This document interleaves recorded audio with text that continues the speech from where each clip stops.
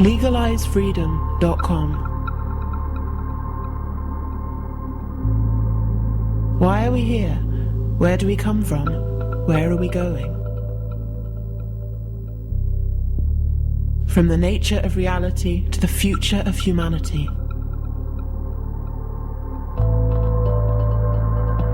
Beyond politics, poverty and war. LegalizeFreedom.com.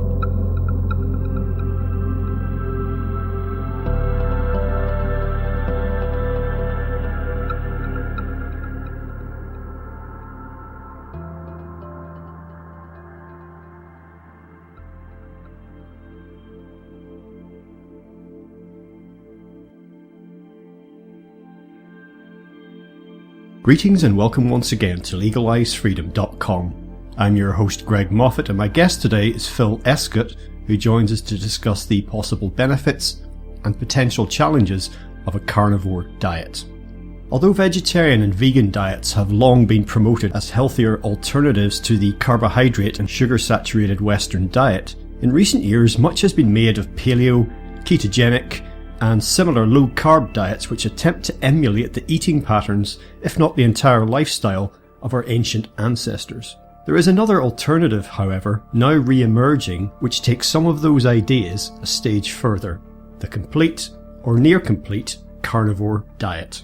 Controversial and subject to some scathing criticism, it nonetheless offers options to those finding their current food regime unsatisfying, unhealthy, or otherwise no longer acceptable. But making or even contemplating such a choice can be challenging, caught between the mainstream medical dogma of 5 a day and healthy whole grains, and the sometimes savage attacks of vegan and veggie evangelists who believe that meat is murder, an atavistic throwback to be abandoned for the sake of the environmental, moral and spiritual well-being of the planet.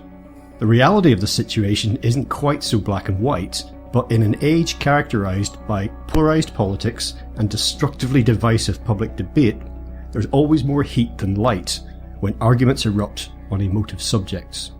Attempting to cut through the confusion and needless complexity, Escott suggests some simple, straightforward strategies for those seeking lifestyle changes, starting with the larder. Hello and welcome, Phil, and thank you so much for joining us once again on LegalizeFreedom.com. Well, thanks, Greg. It's the third time. It's a proper honour. Today we're going to be talking about the carnivore diet come lifestyle, because these things our diet does tend to pan out into the rest of our lives, and we'd essentially sum it up as a carnivore diet in its purest form. I guess we would say would be eat meat, drink water, and that's it basically. So we're going to be talking about that as an approach to diet and health. We're also, of course, going to talk about the opposite side of the coin, vegetarianism and particularly veganism, and how these things all work together. And of course, along the way, we're going to get into the mainstream, if we can call it that, diet that most people in the West follow, which to some extent is, meat and potatoes, fruit and vegetables, bread and pasta, just a bit of everything really, and where all that fits in. Before we get started, just tell listeners a little bit about yourself personally, in particular why you and I are having this conversation, because they'll be saying like, okay, who is this Phil Escott fellow? What are his qualifications? What does he know about it? Yes, I know. You get that a lot, don't you? The qualifications, well, absolutely no qualifications at all, except for just, an enormous amount of life experience, I guess. I think, I started off by eating a regular diet like everybody else, and then I went into macrobiotic and vegetarian and vegan and all of that sort of thing over the years, and got, millions of different ways of approaching things like the blood type diet and alkalinity, the pH diet, all of these things, these different ways of looking at it. I've been fascinated to find a way of looking at diet that sort of gives you any sort of a clue as to what you should be doing. And I wrote my first book on it back in 96 or so, and I'd already been looking at it for probably, 20 years before that, and experimenting on myself, particularly being part of the whole TM movement and getting that vegetarian brainwashing from the sort of, what the Indian gurus have told people, which a lot of it is misinterpreted from Ayurveda. But anyway, after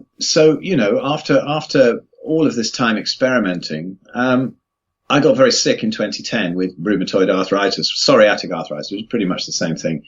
And that's been documented pretty well, I think, on when we've spoken before, and also on other things I've written and made my own little videos about to explain about that.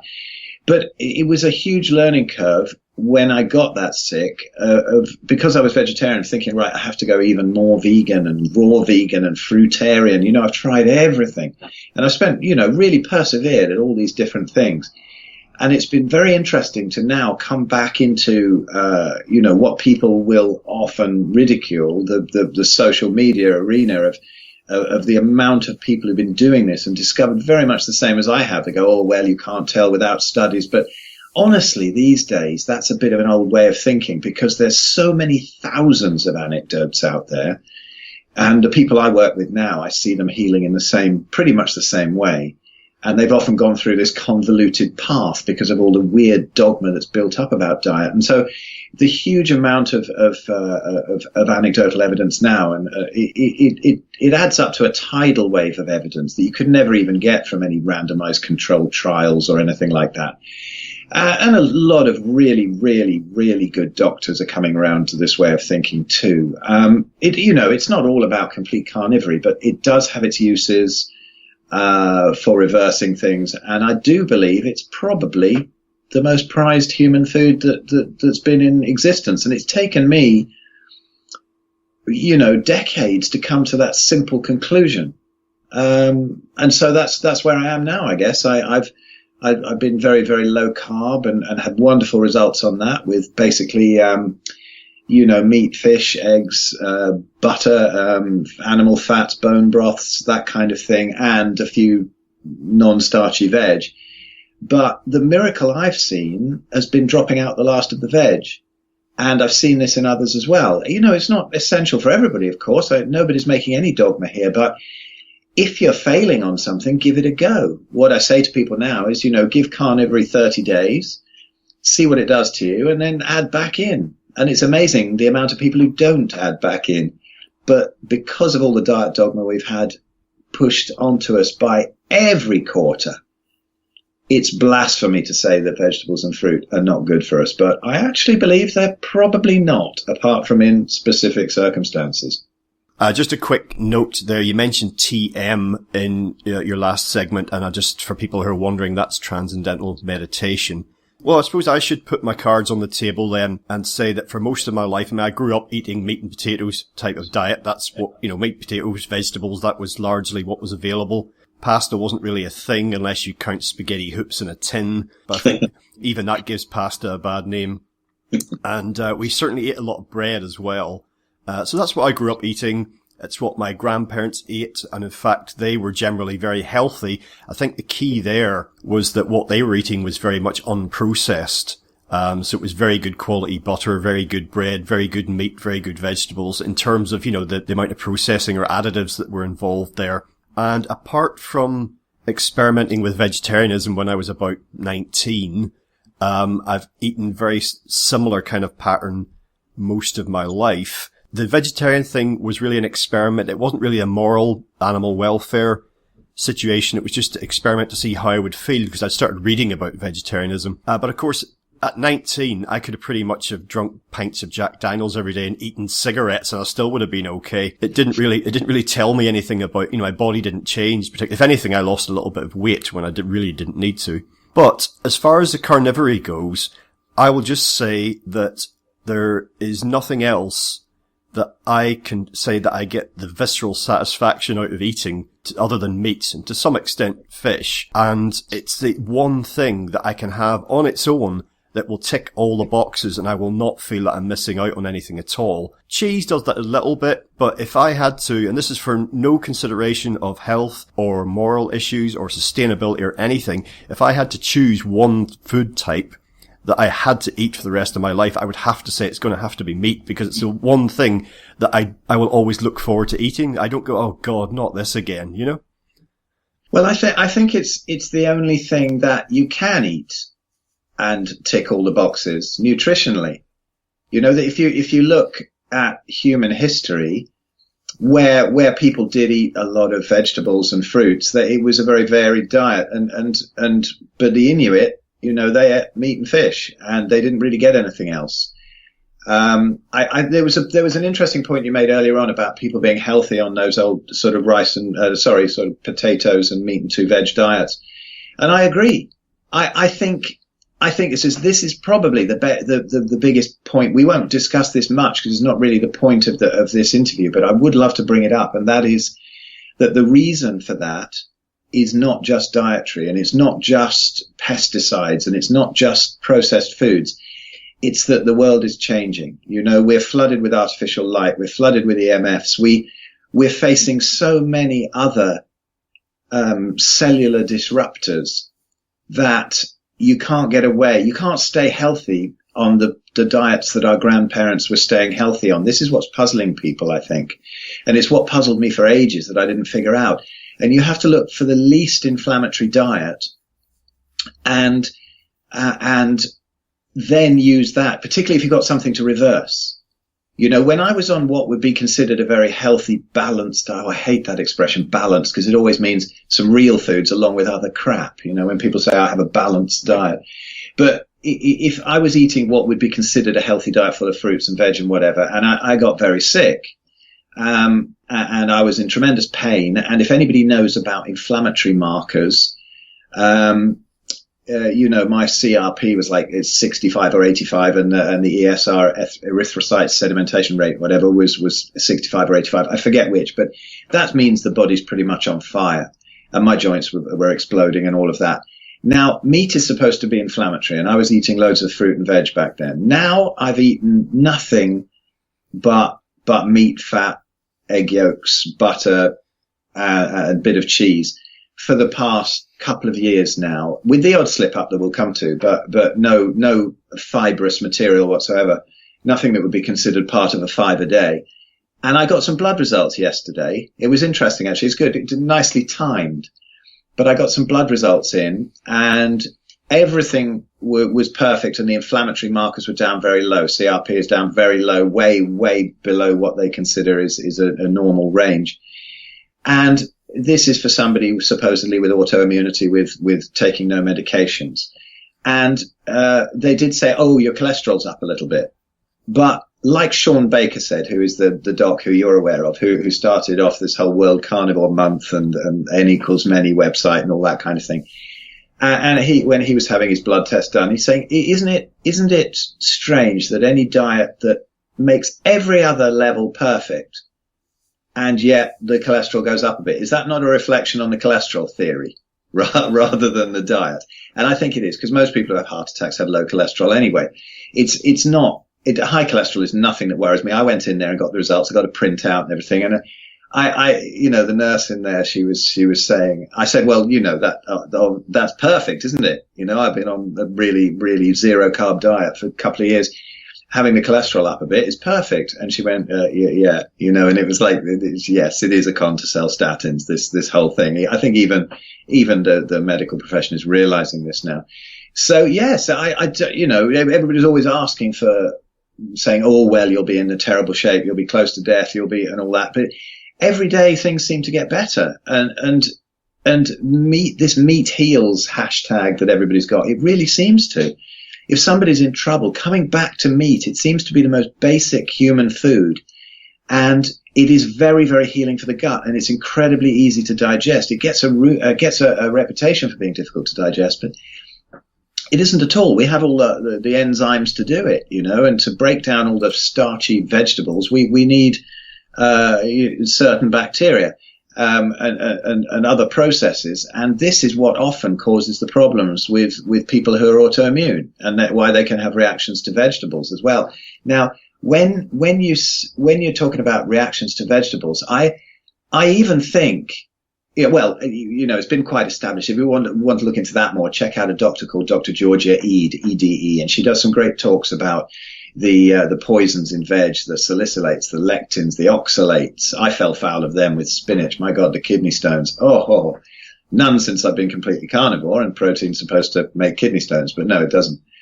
So yeah, I think that maybe somebody who's eating the veg, even if they're really healthy and doing everything right and they're living in the sun and they got their feet on the ground, then maybe even a little of what stresses you does you good, but once your gut's broken, and you don't have to be a full-on arthritic like I was, but people who have little bits of irritable bowel, or they're bloated all the time, or this or that, they should have no worries about cutting veg out to reset. Now, I think there's so many poisons in veg, and the fiber causes most of the problems that it's said to cure. When you drop the fiber out of your diet after a couple of weeks of resetting, you get the best bowels and best digestion, best elimination ever. It's an absolute revelation.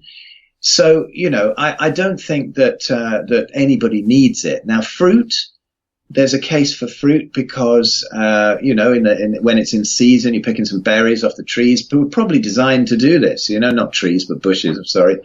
We'll be designed to do this, but, sugary fruit in the winter, it's not optimal at all. But berries, yeah, polyphenols, things like that. I heard Jack Cruz on about it the other day saying, it helps with autophagy and apoptosis, the turnover of cells, the cleaning of the body when you're cycling these things seasonally. But as a reset, your average person sitting in the north of England, like you and I are, at this kind of latitude, there is no harm in the winter to be really, really zero carb and carnivore, and it resets things. And then in the summer, when the sun comes out, see how your body feels.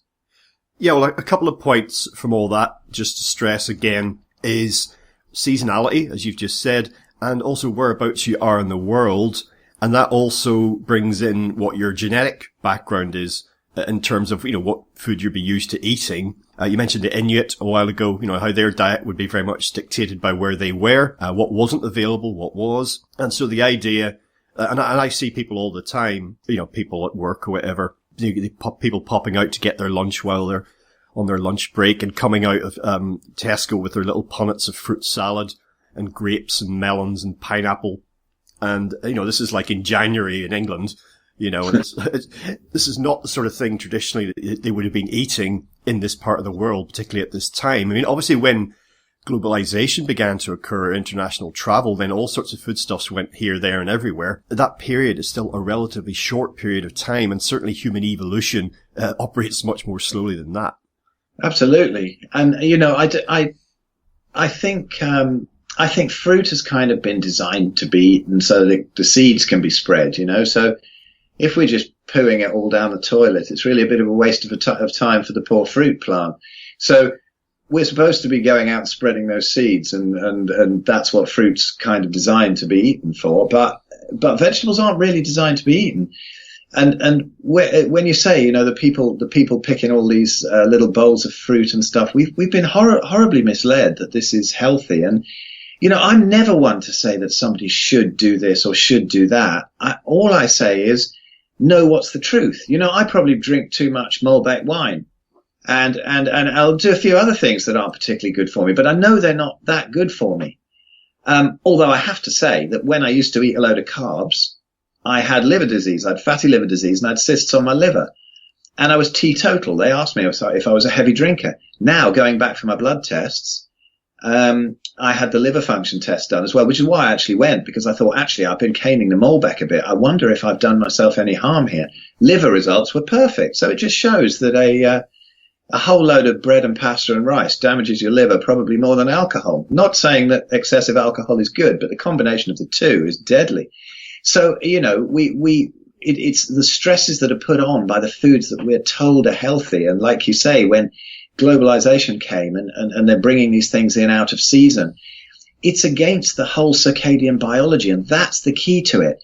Now, I would say, I think you're probably right about the genetics, but I don't know. I'm not a geneticist, and I don't know what part that plays in it. But I do think that light cycles have a bigger bearing than genetics. Epigenetics always has more effect than genetics. So, an Inuit on the equator will deal with fruit better than he will in his home country. In the same way, the polar explorers that used to pack rice and beans, they used to die of scurvy, whereas the Inuit didn't, and they'd have probably got away with that a bit better in the sun. the polar explorers, but they should have eaten a traditional diet. Whereas if you actually look at the proper old info about the Inuit, like the Stephenson's book, Fat of the Land. I'm only halfway through that so far. I think I'm the only carnivore who hasn't read it, but it's a great book. And he was with them in the, early 1900s when they were eating their traditional diet. They didn't have even any cavities. In fact, cavities were unknown, I think, in Iceland on their traditional diet, before 1800. You can see in these old, Weston Price found pretty much the same thing. The more grains that an indigenous culture was eating, the more dental problems they had. And this is it. I mean, every time I go to the dentist, there's just nothing happens. We've got one filling in our whole family. And that was put in years ago, and it probably wasn't necessary anyway, because you actually see people's enamel healing up on a carnivore diet when they have dental caries, and the very, very bad teeth among vegetarians and vegans, very high sugar diet. So yes, it's about light cycles. Where are you? What can you do? I think though that trumps genetics every time. Genetics obviously will have a bearing, but we can never really know that. We can never really look into that. It's too complicated to see, and we get too hung up in science. But we do know whether the sun's out. If the sun's out and you're next to a blackberry bush, eat them. If you've tramped across to Asda, in the snow, ignore the bananas. It's fairly simple. You've touched a couple of times upon, light pollution and electromagnetic pollution. We discussed those issues a lot more in another interview that we did. Listeners can find a link to that on the interview page for this talk. Talking about traditional diet, I remember very well the first time we got taught anything about food diet at school. It was the old food pyramid, I think, had just come in. You'll be familiar with this. And I'm interested to note, actually, this cropped up again very recently within the last few days, that I was reading something and it's kind of still there. I think I might have seen it on a public information poster somewhere, and it kind of hasn't changed even as all sorts of health problems in the greater population. Again, we're mostly talking about a Western population here and the diets associated with that lifestyle. There's been some persistent rises. I mean, cancer's on the up, diabetes, the list goes on. Absolutely. I mean, we just reversed my mum's breast cancer. She's 94. And I think there's a little talk, if you look up reversing breast cancer on my name, you can see a little talk and even the gruesome pics that I've done, that I was taken out of a talk I did a little while ago, to some, medical professionals. And we did it with a very, very low carb, high meat diet, practically all meat really, apart from the odd bit of Greek yogurt and honey and a few berries. We reversed the cancer. Now, it wasn't all down to that. We did a few other things, and specifically an iodine protocol, because quite often the hormonally driven, tumors are to do with iodine depletion and thyroid. And you see, I'm really not a doctor. I don't want to get myself in hot water here, but I kind of pick up what to do, not exactly the chemical processes. But anyway, we did reverse it. And it just goes to show that it really, if you fed somebody 100% meat diet and they've already got cancer, surely they'd go downhill really, really fast, wouldn't they? I think that shows. I mean, it's an isolated incident, but it isn't really, because I picked that up from other people who've done it. This isn't stuff that I'm figuring out. Yeah, the food pyramid, it's interesting, isn't it? How on earth did that come about? All based on pseudoscience.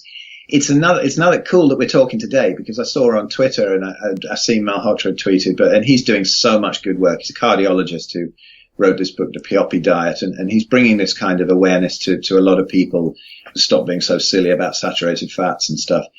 But there's a headline on the Express today, I think it's today, and it says, obesity crisis blamed on NHS misinformation. I might have quoted that slightly wrong, but that's basically what it says.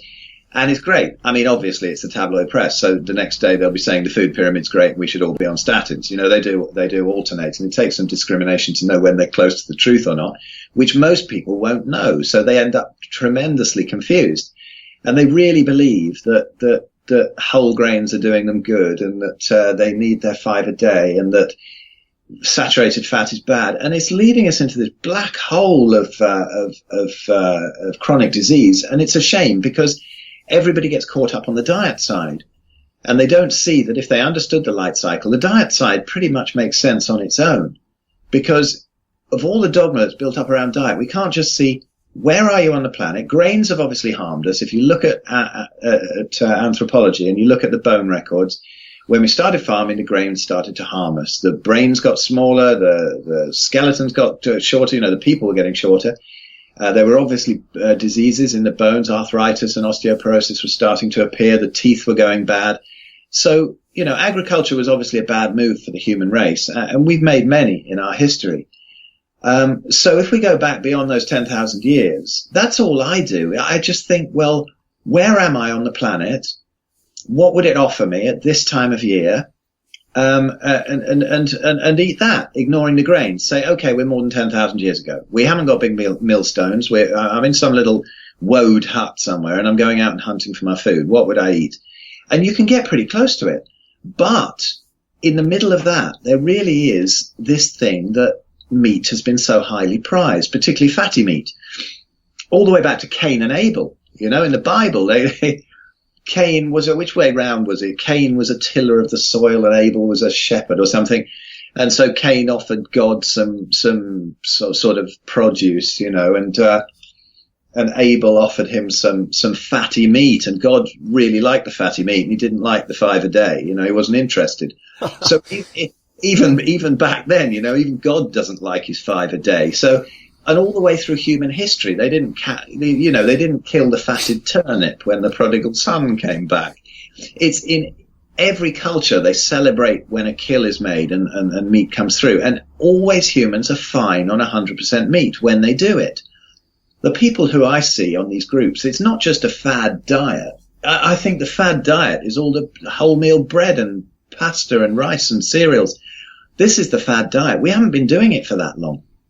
So when people say it's a fad diet and don't take into account human history, it's very beloved of the vegans to say, oh, this is a very high-fat, dangerous diet. But they're so way behind with all the saturated fat thing. Surely they should have let go of that by now, even if they haven't let go of the meat thing by now. And it's always been prized for a reason, that we can live on it exclusively. In my first book, I wrote about how we were herbivores and our chimpanzees are our nearest relatives and they predominantly vegetation. And really, it's a very short-sighted way to look at it because we're not seeing what's happening in the digestive tract in detail and how we've become adapted to this over the years. No, we don't have big canine teeth. We do have kind of small ones, but vegans say, would you rip into a carcass and would you eat raw meat? Well, I wouldn't personally, but if I wasn't well by now, I would, because going from very low carb with the last few veg into carnivory has sorted me out. But I see some people that doesn't quite do that, but it's other people who have their final bit of success story when they go raw carnivorous. So yes, of course we're adapted to it. And people, yes, they do rip carcasses to bits, as the vegans like to say. And very healthy it is too. We have to probably get through a bit of brainwashing. Not only that, but there's even people who eat high meat, who are eating meat which is essentially rotten. And this is probably the most powerful probiotic you can get. That's an incredible medicine, as long as you know what you're doing with it. But there are people having great results with that. I'm not there yet. I very much doubt if I'll ever eat high meat. Well, if I have to, I'll know that is a technique I need to go. I've gone probably as far as you can go into carnivory, apart from those last two stages, raw and high.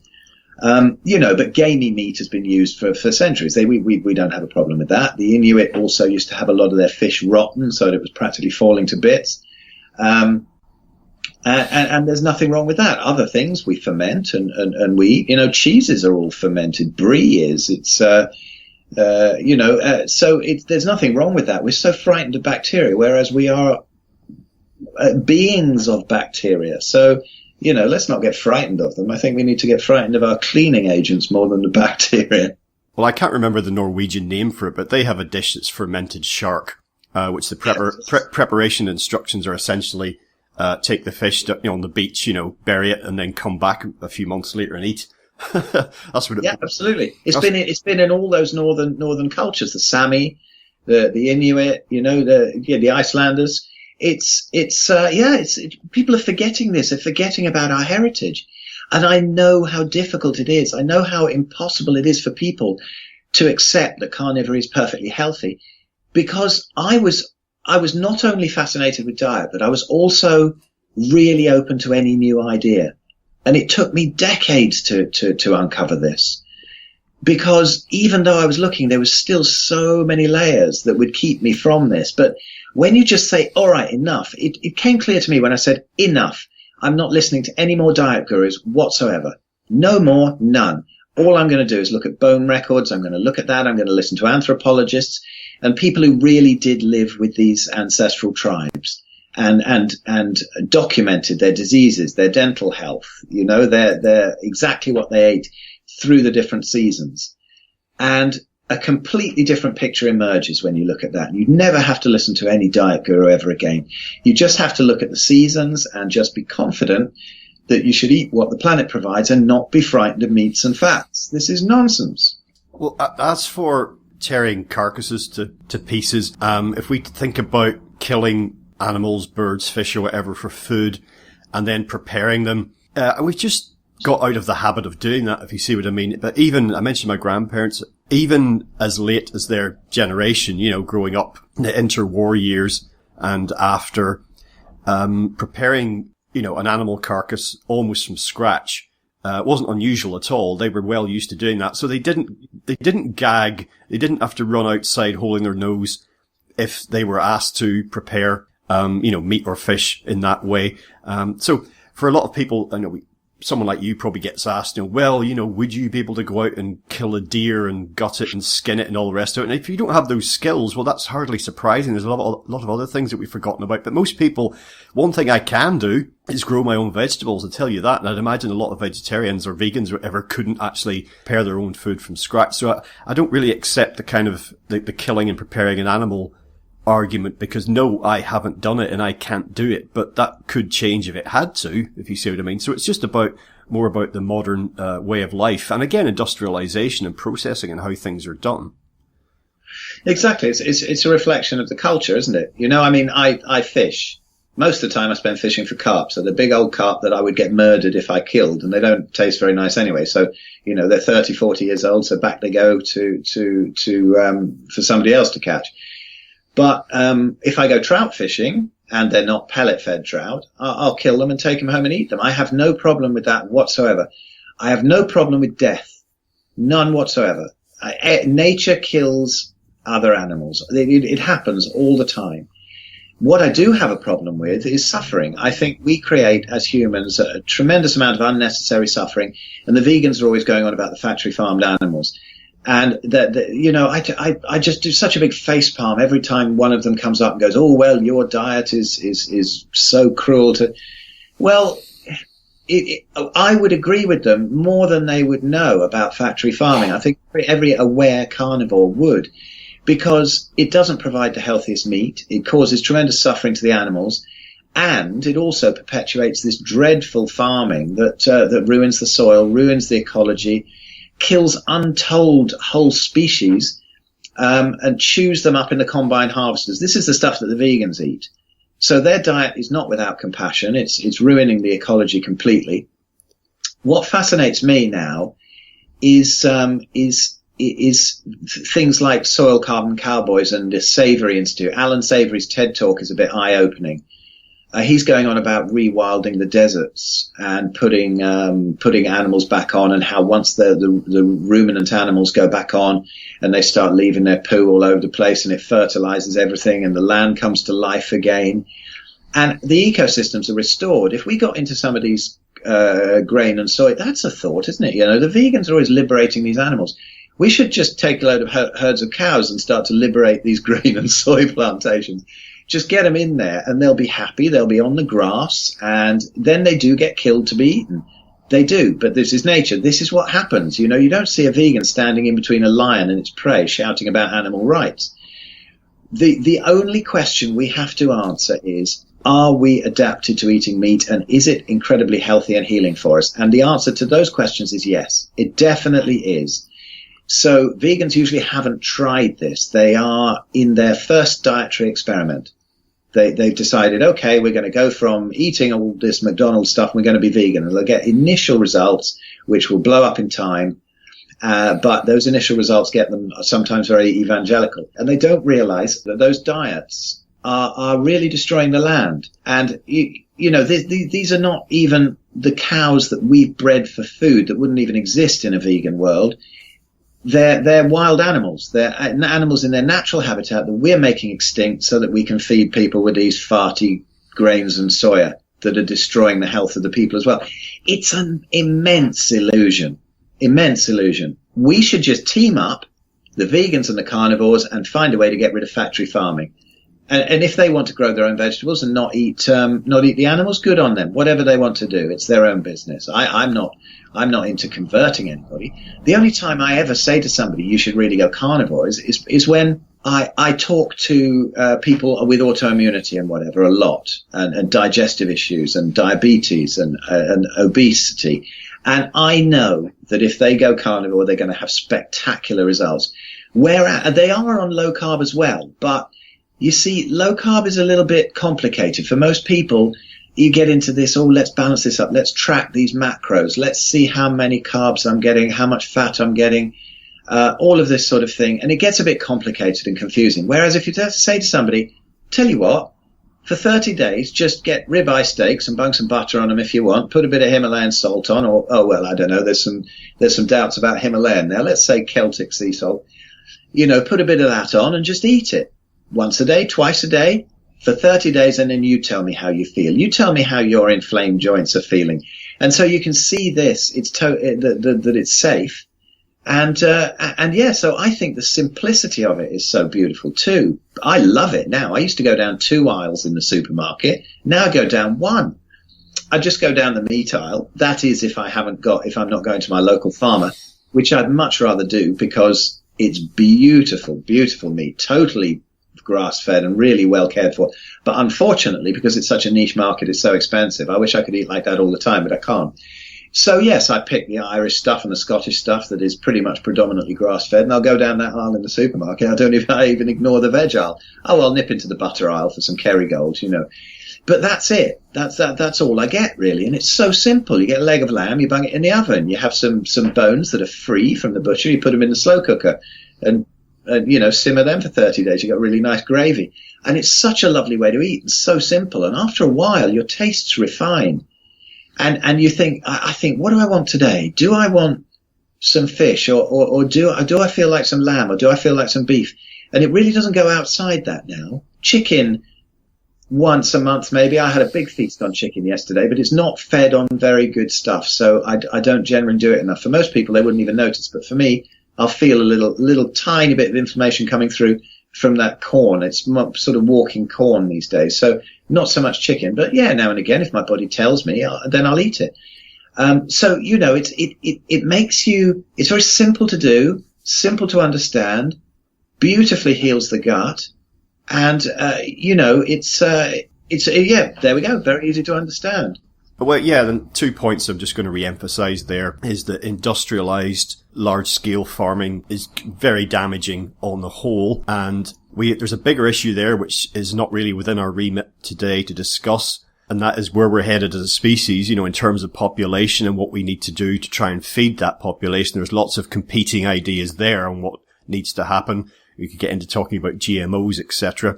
But ultimately it seems to be some sort of people have seen the film Soylent Green with Charlton Heston.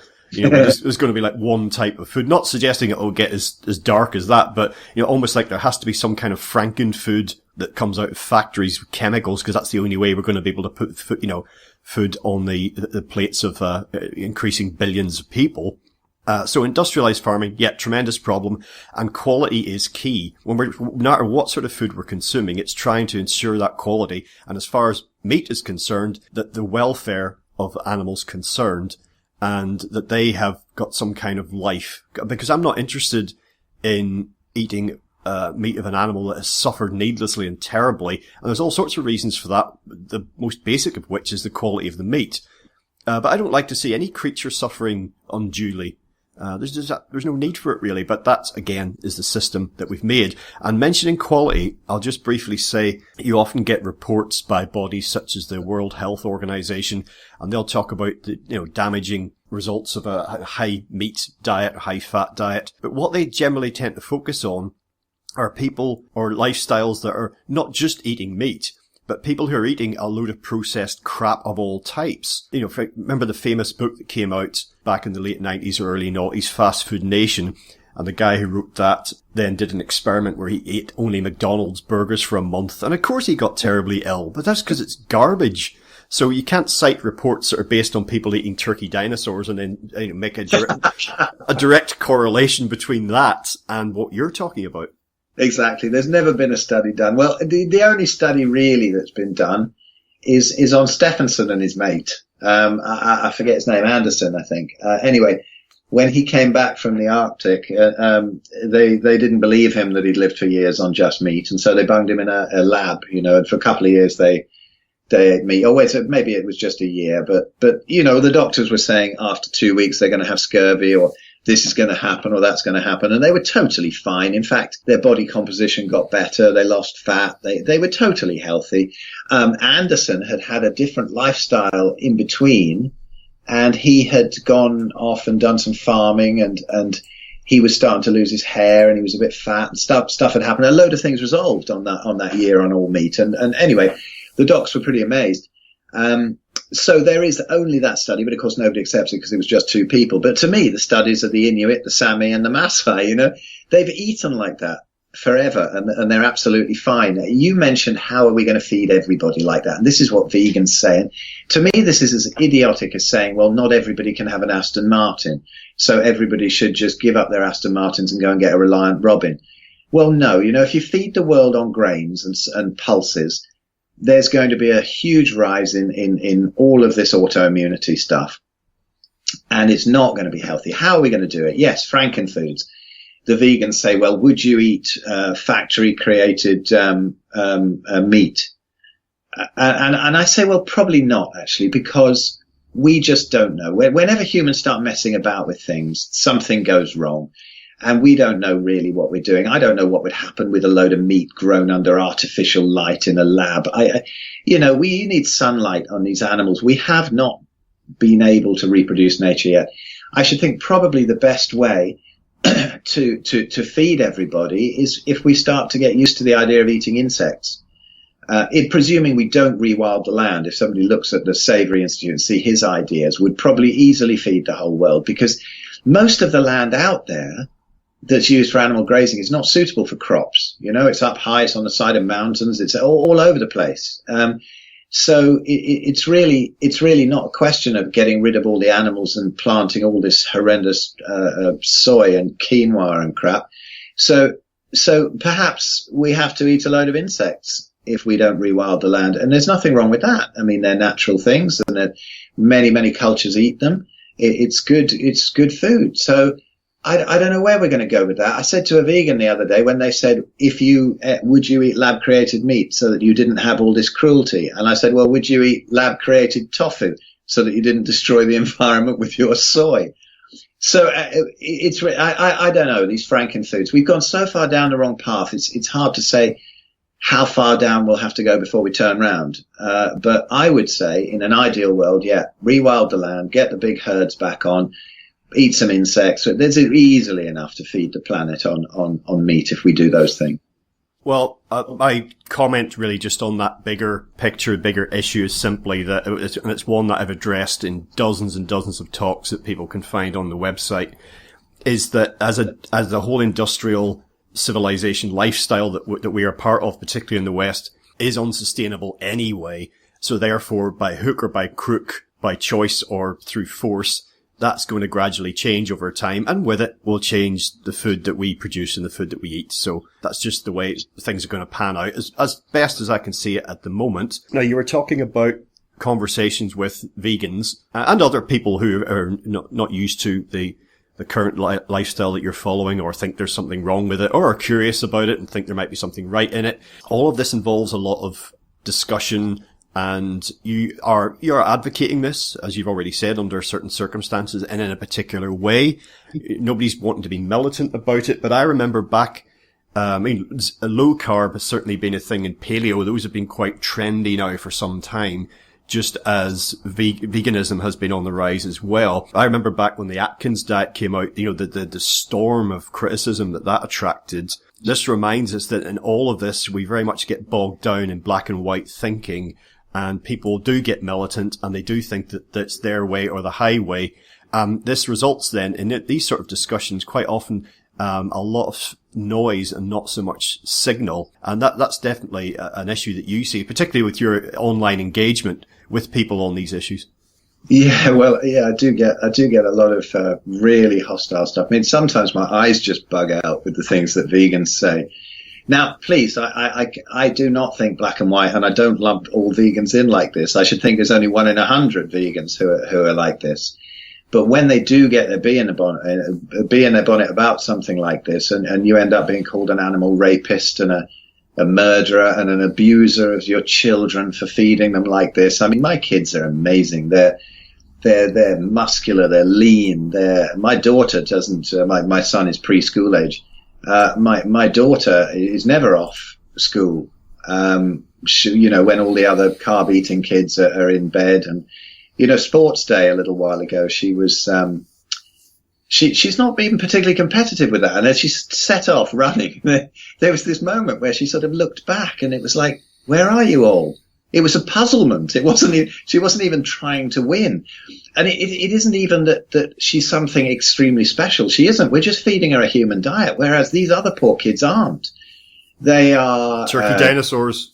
Turkey dinosaurs, and Haribo, constantly. But everybody knows that Haribo isn't that great, so they go, oh, it's a little treat. But the problem is the stuff that they're feeding them that they think is healthy. The whole grains and this and that and fruit and low-fat yogurts that are all stuffed with sugar and all this crap that you get. And they've, at their school, they've got it's like the pyramid, the food pyramid, but it's called the Eat Well plate. And they've made these kids create it out of papier-mâché. And there's this plate with all these sections, and the biggest section is bread and pasta and rice and crap like that. And you can sort of understand that because of the brainwashing, but there's even a section for sweets on it. I mean, if you're saying an ideal diet, would you actually put sweets on it? Would anyone in their right mind put sweets on it and then make the kids make it and then put it on the wall with a big sign underneath saying, and of course, always take the low fat option? It's no wonder all the kids are flabby. I don't know whether I mentioned this in an interview before, but I went to a day where they invite you in to see what the kids are eating, and you're invited in to have lunch with them. And I was sitting there, and I'm a good 20 years older. This is my second family. I have a son of 28. I have a son of 2 and a daughter of 9.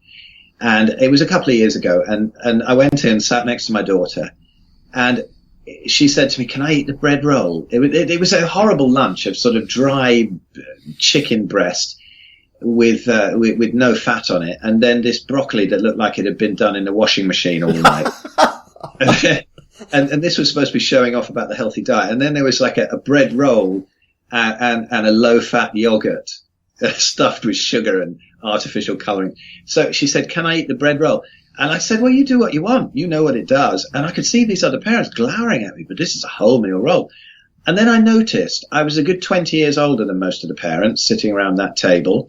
And we were sitting on these kiddie chairs. And I was the only parent whose arse could actually fit on the kiddie chairs. I thought, there's really something going wrong here. There's so much misinformation. And the problem with the vegan thing is, you see, I have a lot of people come to me and I help them out with their health issues. I Skype them. I see them personally and I see the most beautiful health turnarounds. The reason I have anything against veganism, I don't have anything against vegans. I really want to make this clear. I have something against veganism. It's a religion. It's not a diet. If somebody comes to me who's a McDonald's eater and I say to them, hey, eat a steak, eat a steak for every meal, put the butter on it. They go, oh, that's interesting. Go, I'll try that. And they do it and they get better very quickly. A vegan comes along and they go, oh, I could never do that. Oh, no, I've got, this, even if they're very reasonable ones who aren't going to start screaming at me for being a rapist of cows. And they're impossible to heal, because you're going to get rid of all this very, very convincing brainwashing with people out there like Durian Rider and Mike the Vegan and these ridiculous films like Cowspiracy and Forks Over Knives and the worst one of What the Health. Oh my God. And people are taken in. If you're on a standard diet and you're sick and then you suddenly see something like What the Health, you're going to be taken in. And I think it's really, really abusing people, because it's horrendous misinformation. They're saying things in there like meat causes diabetes. I mean, this is, whatever you think about what meat does, this is physiologically impossible. So it's all the high carb, high sugar things. So they end up sort of fruitarian, when they got diabetes or something. It's a perfect storm for tremendous problems. So this is what I have against veganism, it's an insidious religion that's spreading. A couple of years ago, I would have said, it's a bit, it's all right. They're just a bit misguided. But actually having looked into it, seeing what it's doing to people and how it's spreading like wildfire now, I do actually think that I can get a little bit more vocal, a bit stronger against it. If somebody decides to experiment with it, they can actually plant a bit of a medicine, and 3 months vegan or juicing or something like that can have its uses in certain circumstances. But I think long term, it's very damaging, and they'll end up with deficiencies and problems that are very difficult to turn around. You see an awful lot of depression, suicidal tendencies, bipolar, all the sort of things that is so far removed from the gut that people don't associate it with the gut and with deficiencies. And so people aren't seeing that. And so then the vegans, they'll get onto antidepressants and whatever, never associating it with their diet.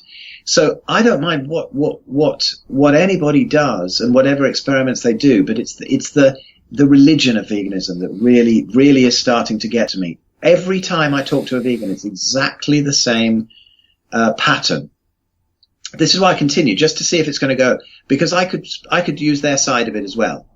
I could say I'm tweeting with one, and each tweet I know exactly what they're going to say, exactly where they're going to go.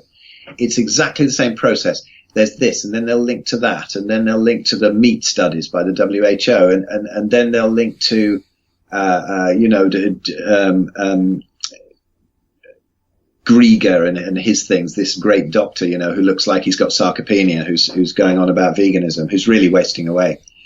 And he really should, I think, look in the mirror, Dr. Greger, before he goes on about the diet anymore. But anyway, it always goes, and then they start screaming for studies. And even if you do show them studies, this is the weird thing, because there are many, many studies out there now on low carb diets, even zero fiber diets, where people are having their constipation cured, which is supposed to be exactly what shouldn't happen. They're all out there. They're easy to find, and you can send them to them, and they can't even seem to see them. It's almost like it's almost like they can't actually look at it. The discrimination's gone. The dopamine's low. I don't know if it's DHA gone or something.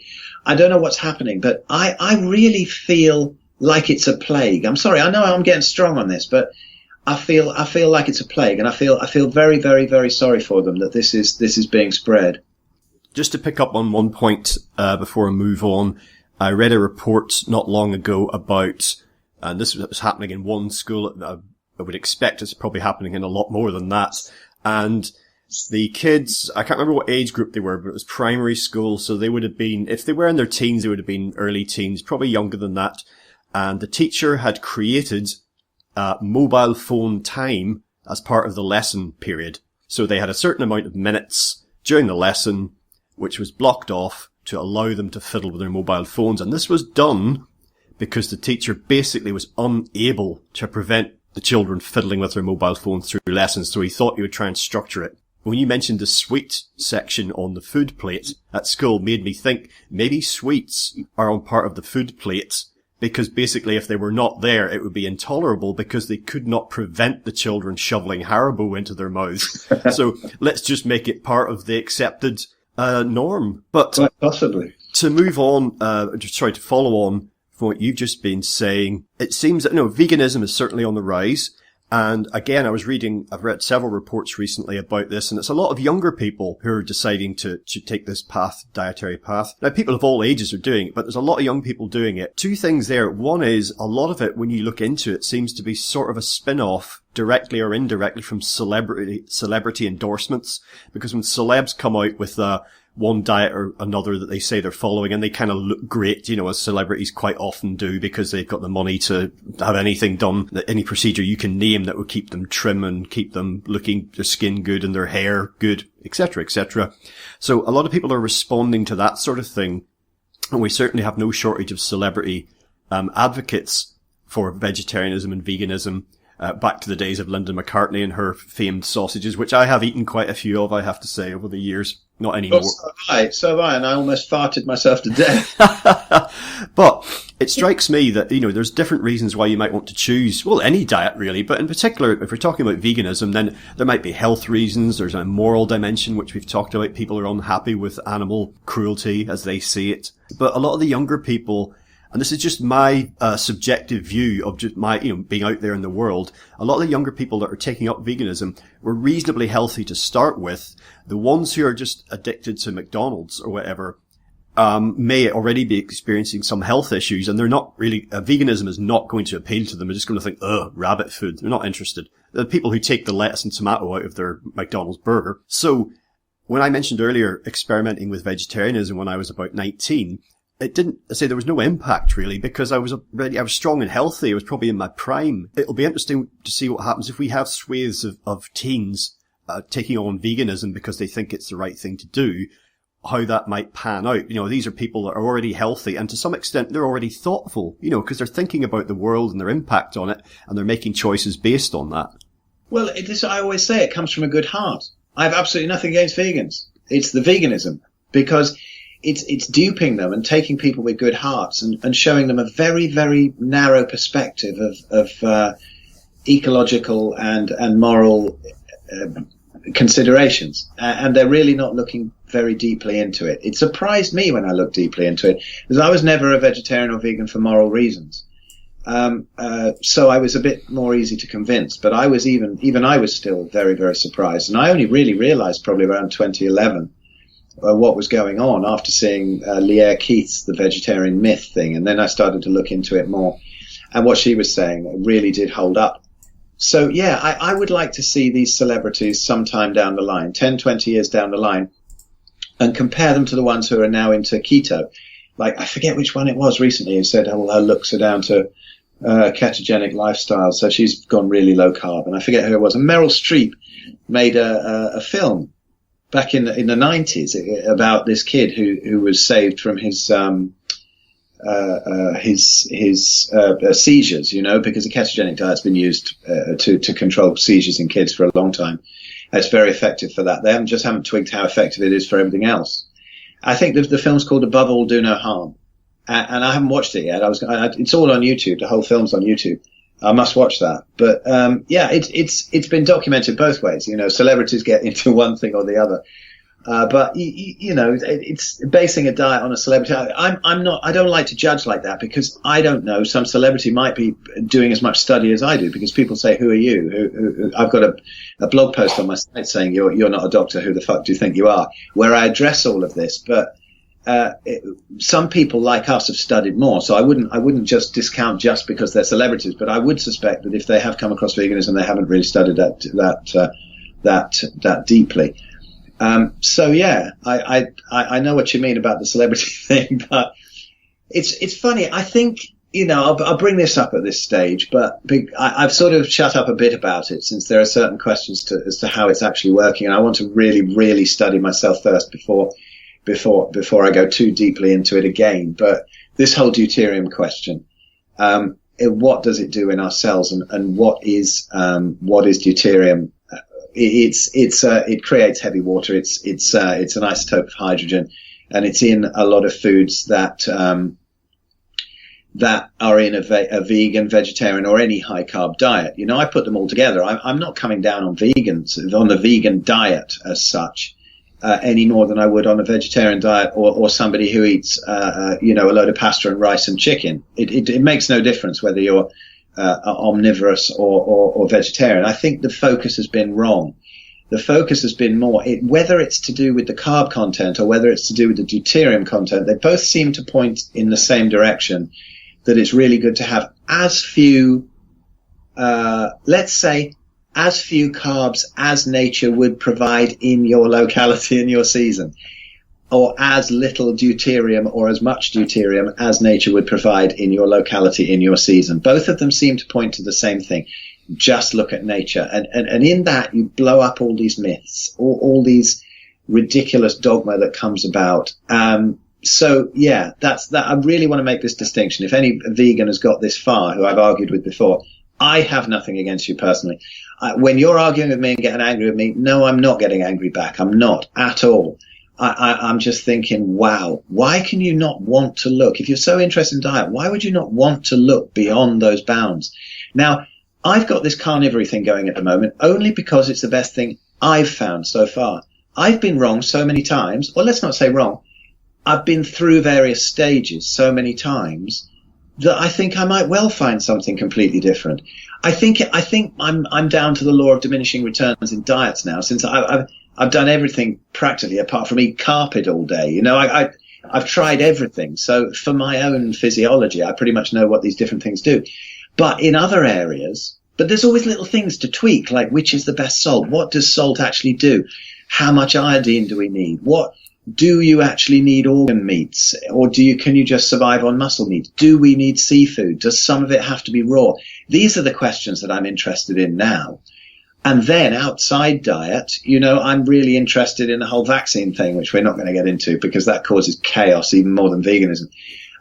I want to know about deuterium. I want to know about light cycles and exactly how this goes. I want to know what's going to happen to my kids because this fucking 4G mast has been put up 70 yards off my back garden. Should I panic as much as I should if there's a 5G thing out the front? You know, we're trying to move anyway to move away from it. Haven't found a suitable house yet. Is it paranoia? You know, all of these things that I'm looking into about health, because I don't look at health as diet. A lot of people do. So I'm always open to new ideas. Every day I'm looking for new ideas. The group that I have that you're a member of too, you know, it's great fun. 100% carnivore and beyond. Go and check it out. Anyone that's listening to this, it's fun. There's some great docs on there, great subjects discussed, and it's very funny too and irreverent. It's not serious. And you know, I'm always looking for stuff in there, and people link me to things in there that I learn about every day. So I'm open. What troubles me is a closed mind. What troubles me is a vegan. They come to me and they go, got a closed mind about carnivory. Why don't you look at veganism? Well, it's not that I have a closed mind about veganism. I've been vegan for ages. I've written a book on it. It didn't work. And I see other people and I help people out who it's broken time and time and time again. And the ones who are usually arguing, as you say, are the young ones. They haven't had time for it to do the damage yet. I'm here in Skelmersdale with the TM community. I don't really have much part of it anymore, but I live close to it. And the amount of people who are dying of cancer now, and people say, well, it's not the vegetarian diet. Well, I don't know. It's a vegetarian diet as much as the really, really high grain and pulse and deuterium again content diet that they're eating. Their teeth are falling out. They're aging really rapidly. Sometimes they can suddenly age in a year. Or, you know, my good friend, last year, he was probably one of the fittest of all of them, always climbing mountains, slim, lovely guy, really sweet guy. A month later, dead from pancreatic cancer. I'm like, what the hell happened there? And he died 3 hours away from another friend of mine from brain cancer. And I'm thinking, if vegetarian diet is really that healthy, what's going on? And this is because it's the north of England. Again, it's the high deuterium diet or high carb diet out of the sun. We're going against our circadian biology. If they had just spent a couple of winters eating meat, but they won't because, oh, my guru told me that this is unsattvic, you know, unholy.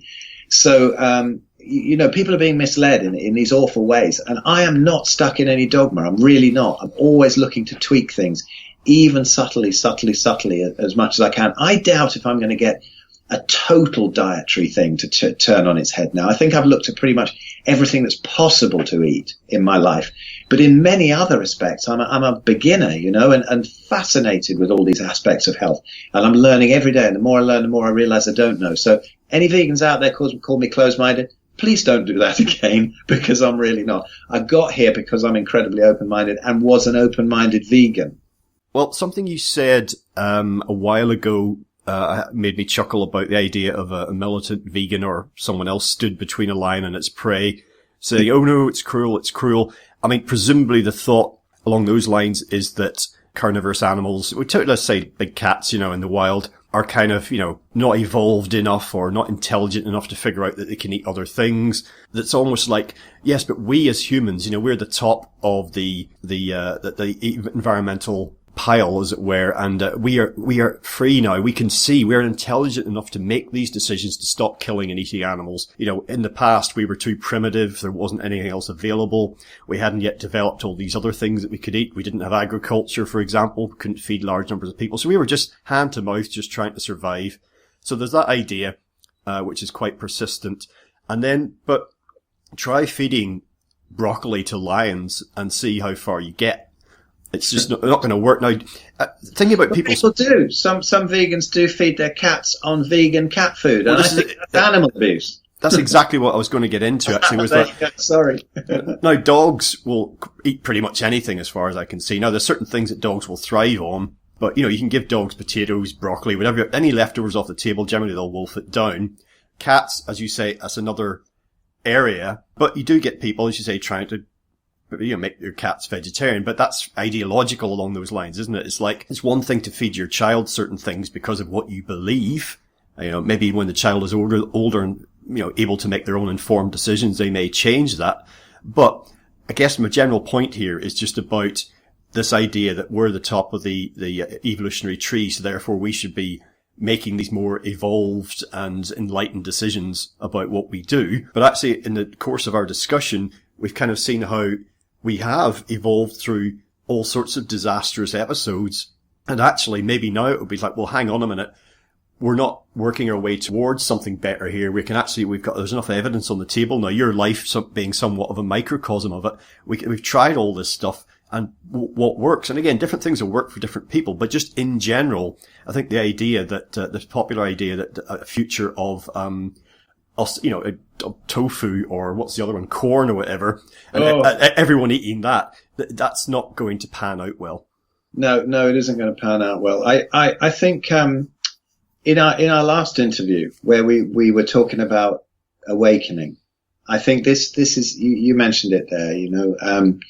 We are a more enlightened society, and so now we can decide not to eat animals. So here's the thing about that: when I was a real spiritual seeker.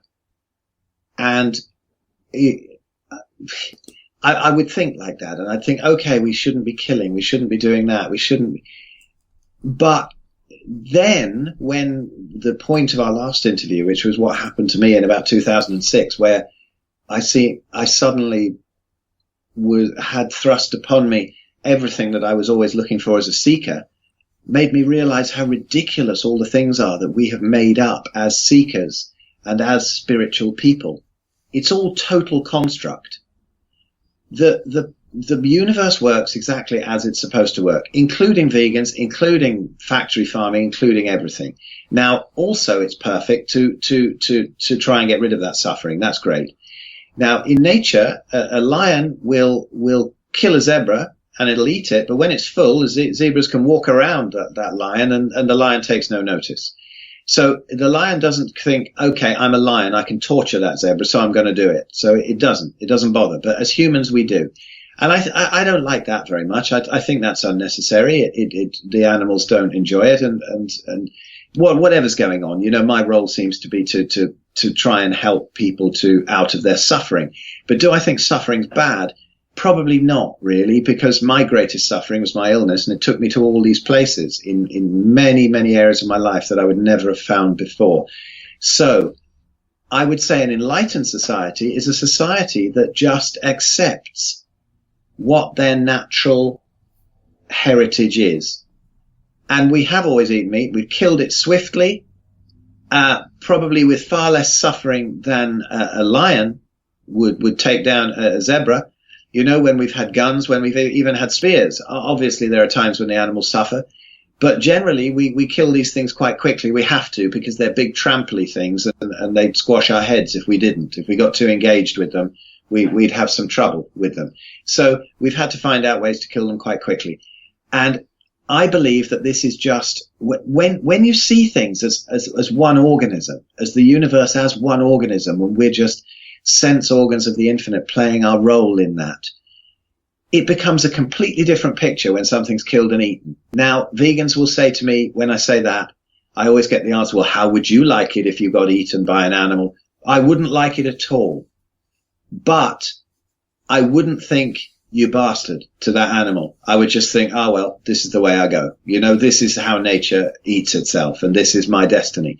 This is what happens. I wouldn't feel any resentment in that moment for the animal. If I could kill that animal before it killed me, of course I would.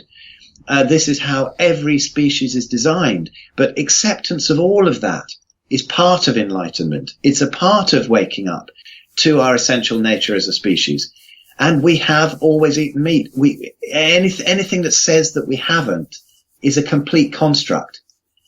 And that's where the problem lies, I think. We've become so disassociated with our intelligence, so-called intelligence. Is it a curse?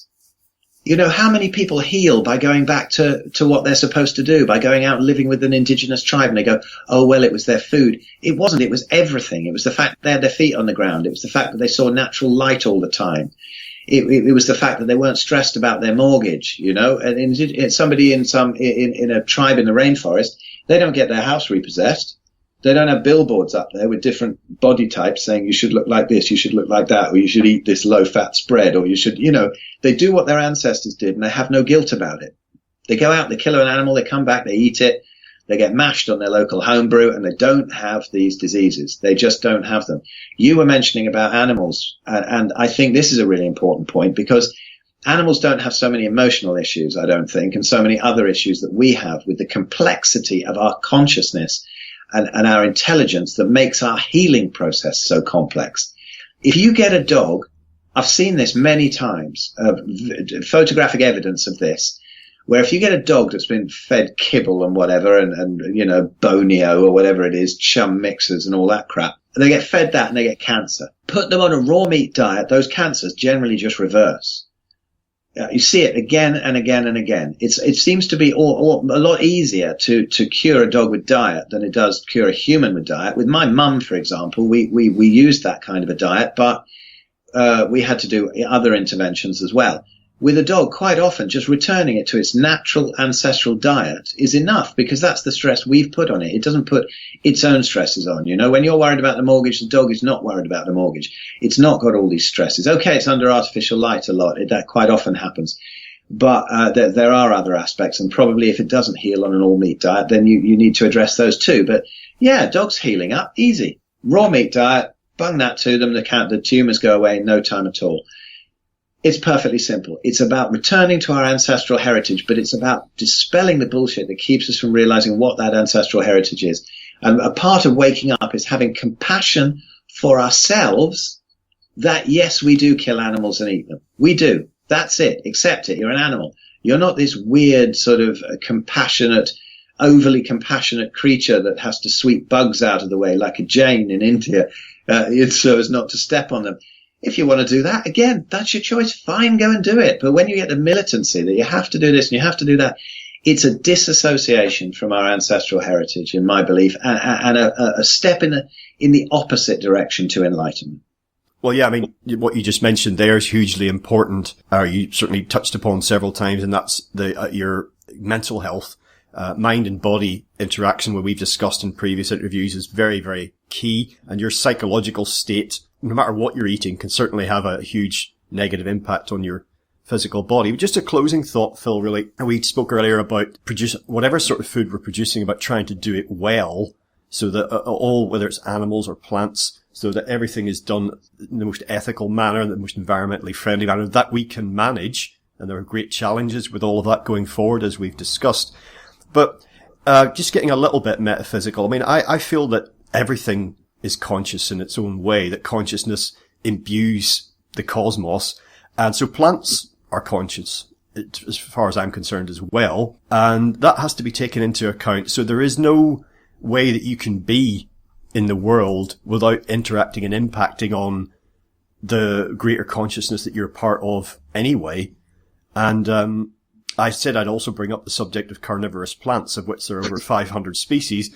And what are they doing? They're simply adapting to the environment that they're in and finding a way that they can survive. And to do that, they're consuming, in most cases, insects, but in some cases, small mammals and birds.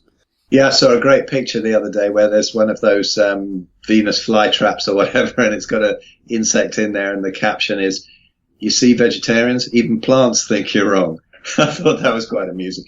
But I think I'm glad you brought that up, because I was going to mention that, and I'd forgotten about it completely. But yeah, I'm looking at this a lot now, and I think this is another tremendous arrogance of human beings, where they say, okay, something that's near us, it looks like us. A friend of mine, a great friend of mine, he brought up on my Facebook page a little while ago, don't you realize, Phil, when I was arguing with some vegan just for a change, don't you realize, Phil, that these animals are only worthy of our protection when they've had a starring role in a kid's film?